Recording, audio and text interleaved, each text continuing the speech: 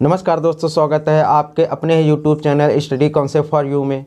दोस्तों आज की क्लास में हम आपको बताने जा रहे हैं लंबवृत्तीय बेलन के सूत्रों के बारे में। क्योंकि दोस्तों आज इस तरह से आपको लंबवृत्तीय बेलन के सूत्र जो होते हैं इस तरह से आपको ट्रिक बताने जा रहे हैं, जिससे कि जो रटने की दिक्कत है, यानी कि आप कक्षा 6 में पढ़ते हो या 7 में या 8 में या 9 में या 10 में, क्योंकि लंबवृत्तीय बेलन के सवाल हमेशा आते रहते हैं और आप किसी भी कम्पिटिटिव एग्ज़ाम की तैयारी कर रहे हैं तब भी उसमें भी इस तरह के सवाल आते हैं। तो दोस्तों इस वीडियो को देखने के बाद आप ये भूल जाइएगा कि आपको रटना पड़ेगा, आपको हमेशा के लिए ये सूत्र याद होने वाले हैं। ठीक है दोस्तों, तो करना सिर्फ ये है कि आपको इस वीडियो को शुरू से आखिरी तक देखना है, रटने की समस्या हमेशा के लिए दूर हो जाए। ठीक है, इस तरह से मैं आपको लंबवृत्तीय बेलन के सूत्रों को बताने जा रहा हूँ। सिर्फ आपको करना क्या है कि इस वीडियो को शुरू से आखिरी तक देखना है। तो यदि आप चैनल पर नए हैं तो चैनल को सब्सक्राइब करके बेल आइकन दबा दीजिएगा, जिससे कि लेटेस्ट वीडियो की जानकारी आपको समय समय पर मिलती रहे। तो आइए आज की क्लास शुरू करते हैं। तो जैसे कि यहाँ पर दोस्तों लंबवृत्तीय बेलन का सूत्र, ठीक है, इसके बारे में आप आज की डेट में आपको बताने जा रहे हैं, इस वीडियो के माध्यम से बताने जा रहे हैं। तो देखिए यहाँ पर सबसे पहले आपको हम ये समझाने जा रहे हैं कि लंबवृत्तीय बेलन होता क्या है। देखिए लंबवृत्तीय बेलन क्या होता है कि इसमें दो सिरे होते हैं वृत्ताकार, यानी कि वृत्त के आकार के दो सिरे होते हैं। देखिए यहाँ पर एक है और एक यहाँ पर है।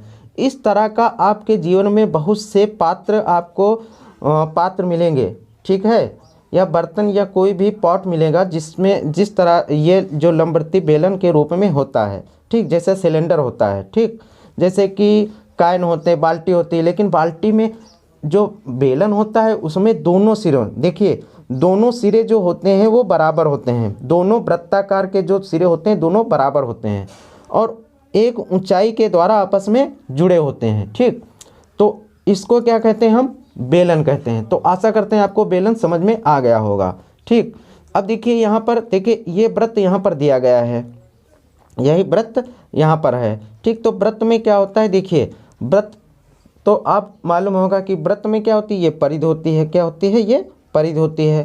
ठीक, और वृत्त का ये क्षेत्रफल होता है। ठीक, और वृत्त में सबसे क्या चीज़ होती है, मुख्य इसकी त्रिज्या। ठीक है, क्या होती है, त्रिज्या, और ये इसका क्या है, व्यास है पूरा। तो त्रिज्या, अब देखिए इसमें क्या होता है कि हमको तीन चीज़ों की, बेलन के सूत्रों को समझने के लिए तीन चीज़ों की हमको ज़रूरत पड़ती है। कि नंबर एक क्या होना चाहिए, देखिए परिधि, वृत्त की परिधि और वृत्त का क्षेत्रफल और ये क्या, ऊंचाई, तीन चीज़ों की हमको ज़रूरत पड़ती है। ठीक, तो वृत्त, अब देखिए यहाँ पर दो वृत्त हैं, एक ये है और एक दो, एक नीचे का एक ऊपर का, दो वृत्त हैं इसमें। ठीक, तो अब देखिए यहाँ पर वृत्त की ये तो परिधि हो गई और ये क्या हो गया, क्षेत्रफल पूरा हो गया। तो यदि हम बेलन का आयतन निकालें तो बेलन का आयतन क्या होता है, वृत्तीय आधार का क्षेत्रफल, जो क्षेत्रफल होता है वृत्त का, किसी भी वृत्त का या इसका, ठीक है, वृत्तीय आधार का क्षेत्रफल और गुणे ऊंचाई, यानी कि हम वृत्तीय आधार के क्षेत्रफल को और बेलन की ऊंचाई को हम गुणा कर दें। ठीक है, तो क्या बन जाता है, बेलन का आयतन। ठीक है, तो वृत्तीय आधार का क्षेत्रफल क्या होता है, पाई आर स्क्वायर, और गुणे ऊंचाई तो आपको मालूम ही, ऊंचाई, तो इसका सूत्र क्या बन जाएगा, बेलन का आयतन का सूत्र क्या बन जाएगा कि पाई आर स्क्वायर एच। ठीक है, इसमें हमको क्या ध्यान रखना है कि बेलन का जो आयतन होता है उसमें वृत्तीय आधार का क्षेत्रफल हमको मालूम होना चाहिए। ठीक, तो वृत्तीय आधार का क्षेत्रफल क्या होता है, ये तो आपको मालूम ही होगा कि पाई आर स्क्वायर होता है। ठीक, किसी भी वृत्त का क्षेत्रफल क्या होता है, पाई आर स्क्वायर, और उसकी ऊंचाई से गुणा करना है बेलन में। ठीक, तो बेलन का आयतन कितना हो जाता है, पाई आर स्क्वायर एच। ठीक, अब इसके बाद में क्या आता है, बेलन का वक्रपृष्ठ। अब बेलन के वक्रपृष्ठ में, अब देखिए इसमें आधार का क्षेत्रफल लगा था, इसमें क्या लगेगा, बेलन का वक्रपृष्ठ। तो बेलन का वक्रपृष्ठ में हमको परिधि की ज़रूरत पड़ती है, किसकी, परिधि की ज़रूरत पड़ती है, क्योंकि इसमें देखिए वृत्तीय आधार का क्षेत्रफल आयतन में, क्योंकि पूरा जब हम किसी जो क्षेत्रफल, क्योंकि इसमें क्षेत्रफल की ज़रूरत पड़ती है ना। अब क्षेत्रफल क्योंकि इसमें क्या करते हैं, हम कोई पानी भरते हैं या कुछ भरते हैं, ठीक है, तो उससे क्या होता है कि आयतन का जो क्षेत्रफल इसके अंदर भरेंगे ना, तो क्षेत्रफल की ज़रूरत पड़ेगी। और बेलन का वक्रपृष्ठ क्या होता है, ये जो पृष्ठ है, ये जितना भी, जैसे ये है, ये जितना भी पृष्ठ होता है उसमें परिधि की ज़रूरत पड़ती है भाई। जैसे यहाँ पर परिधि है, यहाँ पर परिधि में ये चीज़, ठीक, इसकी ज़रूरत पड़ेगी, और इसमें ऊपर के भाग की ज़रूरत पड़ती है, तो जिसे क्या कहते हैं, बेलन का वक्रपृष्ठ।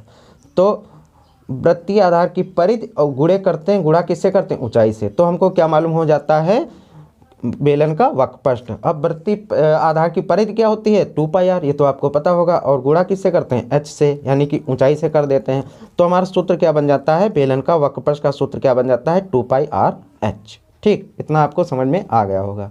तो आगे देखिए, बेलन का संपूर्ण पृष्ठ। अब बेलन का संपूर्ण पृष्ठ क्या होता है कि संपूर्ण पृष्ठ यानी कि दोनों, ये सिरा और ये सिरा, दोनों सिरों को का योग, और क्या, वक्रपृष्ठ, बेलन के वक्रपृष्ठ का योग है ना, बेलन के वक्रपृष्ठ को और दोनों सिरों के, जो बेलन के दोनों सिरे होते हैं, ठीक है, वृत्त के, उनके क्षेत्रफलों का योग क्या होता है, बेलन का संपूर्ण पृष्ठ होता है। अब देखिए वक्रपृष्ठ कितना है, 2πrh, और प्लस दोनों वृत्तीय सिरों का क्षेत्रफल 2πr²। ठीक, अब इसमें कॉमन क्या मिल रहा है, अब इनको जोड़ दिया हमने तो क्या मिल जाएगा हमको, बेलन का संपूर्ण पृष्ठ।